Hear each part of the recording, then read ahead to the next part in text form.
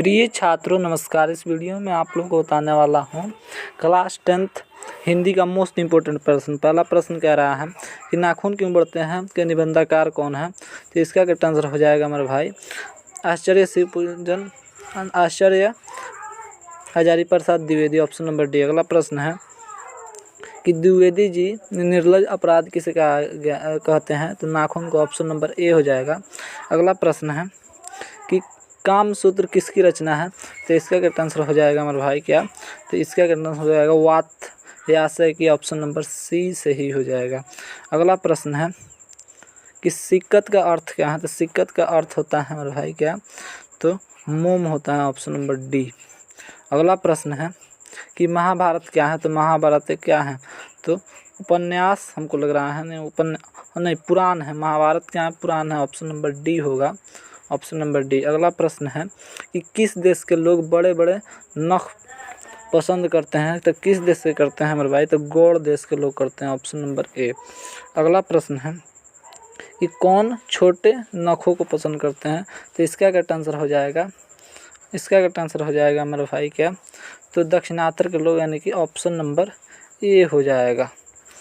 अगला प्रश्न है कि हजारी प्रसाद द्विवेदी का जन्म कब हुआ। तो इसका करेक्ट आंसर हो जाएगा मेरे भाई ऑप्शन नंबर बी, यानी कि 1907 में हुआ था। हजारी प्रसाद द्विवेदी जी का जन्म 1907 में हुआ था। अगला प्रश्न है कि हजारी प्रसाद द्विवेदी जी का जन्म कहाँ हुआ था। तो इसका करेक्ट आंसर हो जाएगा बलिया, यानी उत्तर प्रदेश में, ऑप्शन नंबर सी सही हो जाएगा। अगला प्रश्न है कि कौन मनुष्य का आदर्श नहीं बन सकता। तो कौन नहीं बन सकता है, तो बदरिया नहीं बन सकता है, ऑप्शन नंबर बी सही हो जाएगा। अगला प्रश्न है कि नाखून क्यों बढ़ते हैं, प्रश्न उत्तर। तो इसका करेक्ट आंसर हो जाएगा मेरे भाई क्या, तो इंद्र हो जाएगा, ऑप्शन नंबर सी हो जाएगा, इंद्र। अगला प्रश्न है कि नख किसका प्रतीक है। तो नख मेरे भाई किसका प्रतीक होता है, आप लोग जानते हैं, नख मेरे भाई पशुता का प्रतीक होता है, ऑप्शन नंबर बी सही हो जाएगा। अगला प्रश्न है कि पृथ्वीराज रास्तों किसकी संपादन है। तो इसका करेक्ट आंसर क्या हो जाएगा मेरे भाई, इसका करेक्ट आंसर हो जाएगा हजारी प्रसाद द्विवेदी, यानी ऑप्शन नंबर ए। अगला प्रश्न है कि काशी हिंदू विश्वविद्यालय से हजारी प्रसाद द्विवेदी को कौन सा उपाधि दी गई। तो इसका करेक्ट आंसर हो जाएगा ज्योतिषाचार्य, यानी कि ऑप्शन नंबर डी। अगला प्रश्न कह रहा है, अगला प्रश्न है कि हजारी प्रसाद द्विवेदी कब पद्म भूषण की उपाधि के सम्मानित किया गया। तो इसका करेक्ट आंसर हो जाएगा 1957, ऑप्शन नंबर बी हो जाएगा। अगला प्रश्न है कि अशोक के फूल की रचना है। तो अशोक की फूल की रचना कौन है मेरे भाई, तो हजारी प्रसाद द्विवेदी, हजारी प्रसाद द्विवेदी जी हैं, तो ऑप्शन नंबर सी सही हो जाएगा। अगला प्रश्न है कि हजारी प्रसाद द्विवेदी की मृत्यु कब और कहाँ हुई। तो इसका करेक्ट आंसर हो जाएगा 1979 में दिल्ली में हुई थी। तो 1979 कहाँ है, ऑप्शन नंबर ए में दिया गया है। अगला प्रश्न है कि नाखून का इतिहास किस पुस्तक में मिलता है। तो इसका करेक्ट आंसर हो जाएगा, इसका करेक्ट आंसर क्या हो जाएगा मेरे भाई, इसका करेक्ट आंसर हो जाएगा कामसूत्र में, ऑप्शन नंबर ए। अगला प्रश्न है कि हजारी प्रसाद द्विवेदी के डी लिट की उपाधि किस विश्वविद्यालय से प्राप्त हुई। तो लखनऊ विवि से, ऑप्शन नंबर सी। अगला प्रश्न है कि कहानी में चंद्राकार त्रिकोण दंतुल वर्तुलाकार आकृति का संबंध मानव के किस अंग से है। तो नख से है, ऑप्शन नंबर ए होगा, ऑप्शन नंबर ए होगा।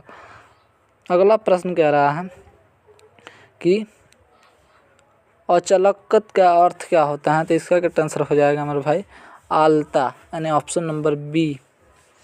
अगला प्रश्न है कि द्विवेदी जी को साहित्य अकादमी पुरस्कार किस रचना पर मिला था।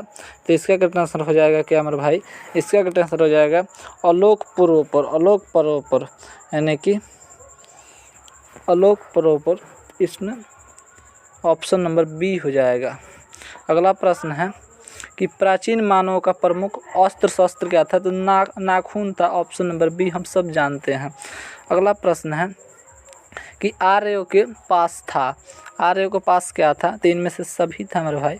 ऑप्शन नंबर डी आप लोग देख लेना सभी को, है ना। आगे बढ़ते हैं। अगला प्रश्न है कि सब पुराने अच्छे नहीं होते और सब नए खराब नहीं होते, ऐसा किसने कहा, तो इसका करेक्ट आंसर हो जाएगा मेरे भाई क्या, इसका करेक्ट आंसर हो जाएगा कालिदास ने। ऑप्शन नंबर बी से ही हो जाएगा।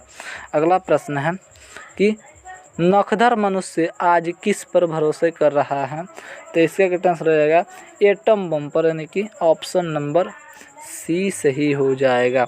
अगला प्रश्न है कि मनुष्य की मनुष्यता यही है कि वह सबसे दुख सुख को सहानुभूति के साथ देखता है, यह तथ्य किसका है, तो ऑप्शन नंबर भाई क्या हो जाएगा इसका, तो गौतम बुद्ध का।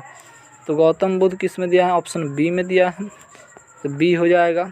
अगला प्रश्न, नाखून क्यों बढ़ते हैं, ये निबंधाकार कौन है, ये तो बड़ा आसान क्वेश्चन है। इसका करेक्ट आंसर हो जाएगा आचार्य Hazari Prasad Dwivedi, option number D. अगला प्रश्न है कि आचार्य हजारी प्रसाद द्विवेदी के साहित्य की किस विधा में लेखन नहीं है, तो इसमें कहानी में वो नहीं लिखे थे, तो ऑप्शन नंबर सी सही हो जाएगा। अगला प्रश्न है कौन सी रचना हजारी प्रसाद द्विवेदी की नहीं है, तो इसका करेक्ट आंसर क्या होगा, तो इसका करेक्ट आंसर क्या कि माटी के मूर्ति ऑप्शन नंबर बी में दिया गया है, ऑप्शन नंबर बी से राइट आंसर होगा। अगला प्रश्न है कि हिरोशिमा कहाँ है, तो हिरोशिमा कहाँ है मेरे भाई, आप लोग बताओ। हिरोशिमा मेरे भाई जापान में है, तो इसका करेक्ट आंसर हो जाएगा option number B, option number B Japan में, जापान। अगला प्रश्न है कि कौन छोटे नखों को पसंद करते हैं, तो छोटे नखों को कौन दक्षिणातर के लोग करते हैं, ऑप्शन नंबर ए हो जाएगा। अगला प्रश्न है कि नाखून क्यों बढ़ते हैं, किस प्रकार का निबंध है, तो एक ऐसा निबंध है, तो एक ललित निबंध है मेरे भाई, ललित निबंध है, ऑप्शन नंबर ए।